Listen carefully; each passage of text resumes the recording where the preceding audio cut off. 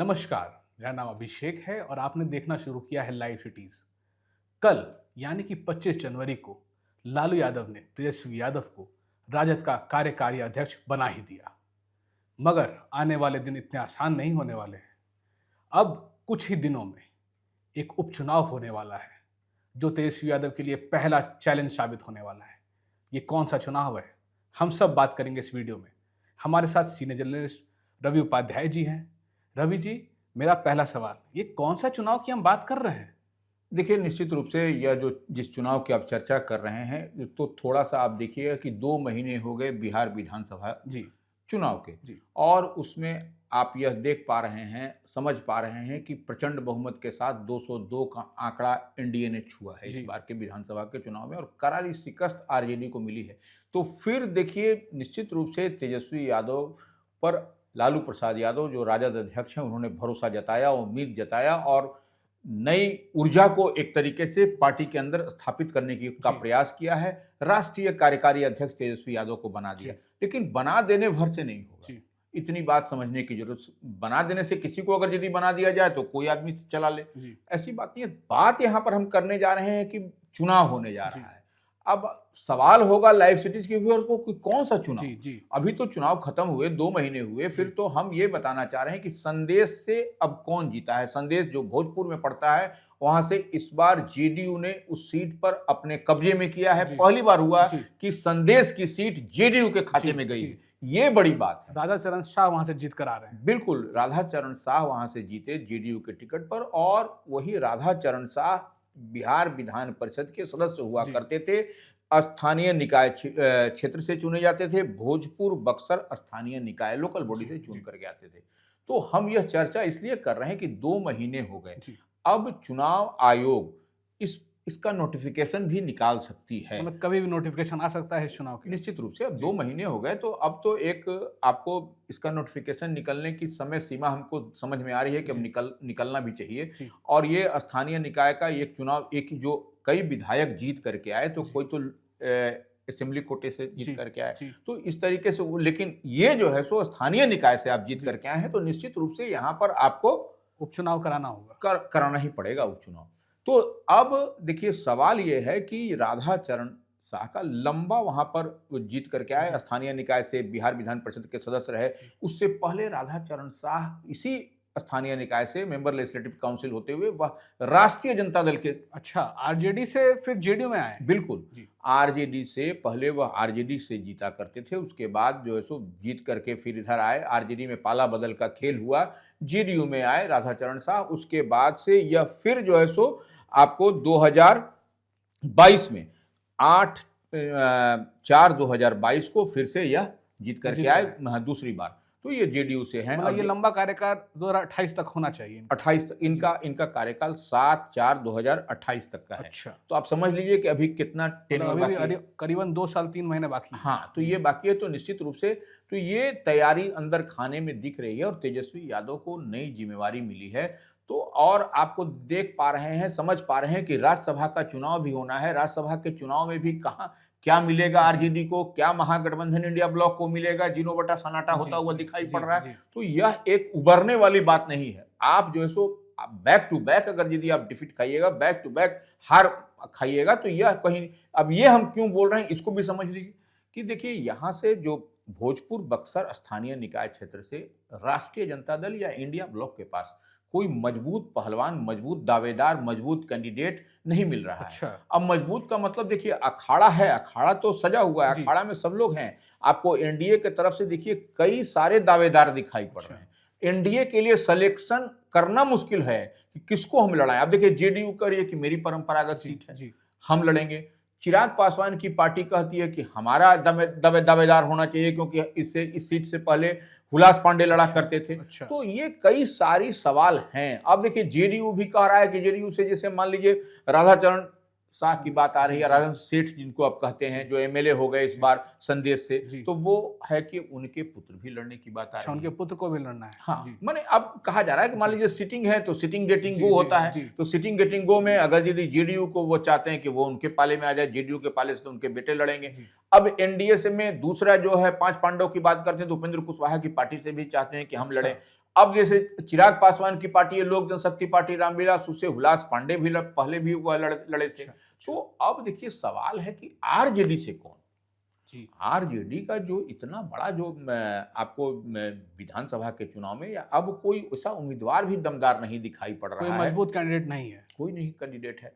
तो अब देखिए राधाचरण शाह के सामने अगर यदि वहां से वही एमएलसी रहे हैं तो उनको भी अपनी सीट बचानी होगी। जी ऐसे उम्मीदवार को देना पड़ेगा राधाचरण शाह को या जेडीयू को या एनडीए को कि सीट हम फिर से रिटेन कर जी। सकें, फिर से अपने पाले में कर ताकि सकें। उनकी भी साख बची रहे। बिल्कुल एग्जैक्टली यही होगा भी, चुनाव का मतलब ही यही जी। है अभिषेक जी जी। कि अपनी साख अपने पार्टी की अपने वजूद बचा जी। करके रखें।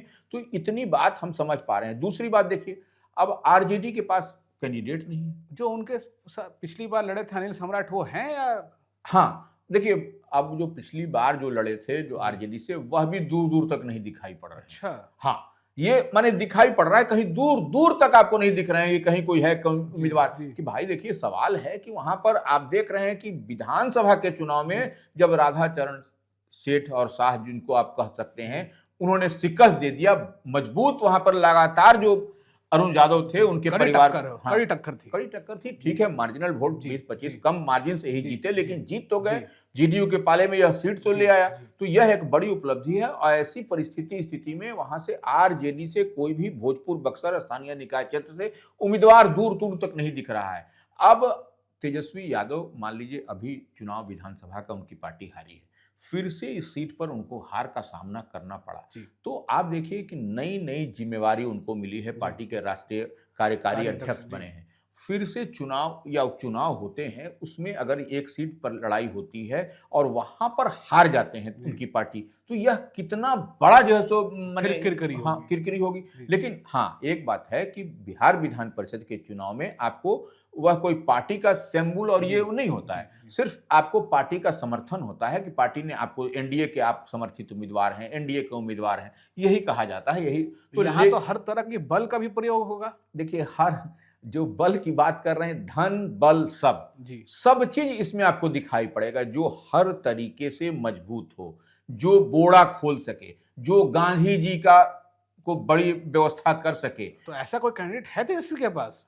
वही तो अब बात है, वैसा कैंडिडेट एक ही आदमी दिखाई पड़ते हैं जो पूर्व विधायक हैं, हम नाम लेना नहीं चाहेंगे, उनके परिवार से अगर यदि अच्छा। कोई लड़े तब कोई बात बनती हुई दिखाई पड़ेगी, नहीं तो ऐसे हमको इस सीट से आपको भोजपुर बक्सर स्थानीय निकाय लोकल बॉडी क्षेत्र से बिहार विधान परिषद के जब जब चुनाव होंगे तो उसमें हमको आरजेडी से दूर दूर तक कोई नहीं दिखता है। क्योंकि देखिए अब सवाल यह है, देखिए थोड़ा सा टेक्निकल मसला भी है।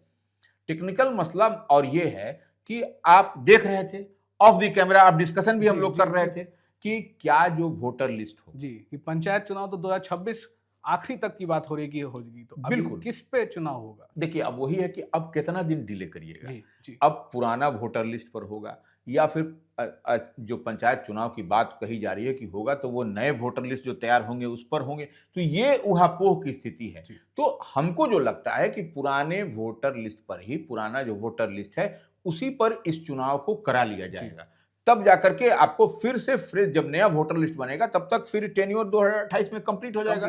फिर वो आपको नया वोटर लिस्ट होगा, उस पर चुनाव हो सकते हैं। देखिए ये टेक्निकल मसला है, हम बार बार कहते हैं, और चुनाव आयोग इस पर क्या निर्णय लेगा, चुनाव आयोग संवैधानिक संस्था है, उसको अधिकार है कि क्या करना है क्या नहीं करना है, नए वोटर लिस्ट पर होगा या फिर पुराने वोटर लिस्ट पर ही हम चुनाव करा करके फिर 2028 में फिर नए वोटर लिस्ट, तो ये व्यवस्था हो सकती है। तो ये क्योंकि अधिक दिन का समय नहीं है, आपको माने 2 साल 3 महीना कह लीजिए इसको, तो ये बचता है। तो ऐसी परिस्थिति में आरजेडी के पर सबकी नजर लगी हुई है कि किस पहलवान को आरजेडी इस बार भोजपुर बक्सर लोकल बॉडी जो स्थानीय निकाय क्षेत्र का चुनाव होगा बिहार विधान परिषद का, उसमें उम्मीदवार बनाती है। लेकिन ऐसे में तेजस्वी यादव भी बहुत फूंक फूंक करके, उनकी पार्टी भी बहुत फूंक फूंक करके कदम रख रही है।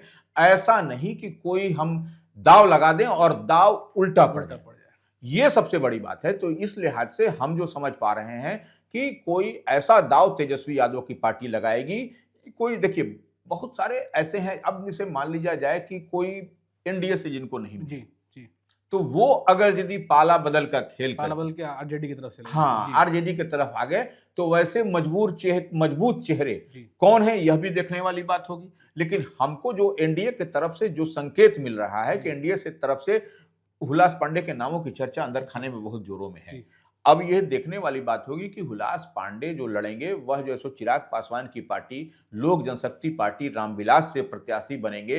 5 पांडव की पार्टी है, 5 पांडव निश्चित रूप से जब एनडीए एक फोल्ड पर मजबूती से लड़ेगा और सीट को फिर से रिटेन करने की बात होगी, अपने पाले में करने की बात होगी तो वो लड़ेंगे तब तो ठीक है, सो गुड सो बेटर। अगर यदि आपको फिर वो राधाचरण शाह के पुत्र लड़ते हैं जी तब या जेडीयू इसको ऐसे करिए जेडीयू लड़ती है तब फिर जो है सो एक अलग फिजा अलग समा होगी इस चुनाव को। तो ये देखने वाली बात है कि इस बार क्या होता है कि राधाचरण शाह के पुत्र लड़ते हैं या फिर जो पूर्व विधायक हैं आरजेडी के उनके परिवार से कोई लड़ता है। तो ये सब कई सारे मसले मिसाइल हैं इस मामले में, लेकिन चुनाव आयोग पर भी सबकी नजर है। लेकिन हमको समझ में आ रहा है कि ये जो राज्यसभा चुनाव का जब नोटिफिकेशन होगा तो इसका भी नोटिफिकेशन हो जाना चाहिए जो दिखाई पड़ रहा है। जी तो आपने समझा कि जो आने वाले उपचुनाव हैं उसमें क्या हो सकता है। आरजेडी के लिए एक बड़ा चैलेंज होगा, तेजस्वी यादव के लिए एक बड़ा चैलेंज होगा, मगर एनडीए के लिए भी उतनी राह आसान नहीं है। एनडीए को भी अपना उम्मीदवार चुनना होगा। तो धनबल तंत्र वाला ये चुनाव है, तो इसको देखते हैं आगे क्या होगा इसमें। अगर ये आप वीडियो हमारे यूट्यूब चैनल पर देख रहे हैं तो चैनल को सब्सक्राइब करें, अगर फेसबुक पर देख रहे हैं तो पेज को फॉलो करें, और अगर ट्विटर पर देख रहे हैं तो हमें फॉलो करें। धन्यवाद।